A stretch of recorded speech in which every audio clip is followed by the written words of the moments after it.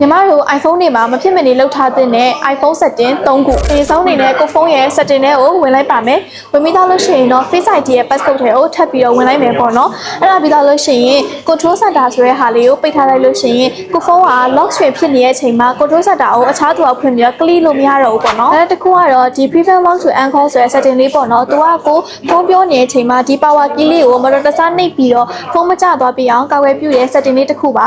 အရင်ဆုံးအနေနဲ့ကိုဖုန်းရဲ့ setting တွေကိုဝင်လိုက်မယ်ဝင်ပြီးသားရဲ့ခါကျလို့ရှိရင်တော့ဒီ accessibility ဆိုတဲ့ဟာလေးတွေကိုထပ်ပြီးဝင်လိုက်မယ်ဝင်ပြီးသားရဲ့ခါကျလို့ရှိရင်ဒီ touch ဆိုတဲ့ဟာလေးကိုထပ်ပြီးတော့ဝင်လိုက်ပါမယ်ပေါ့နော်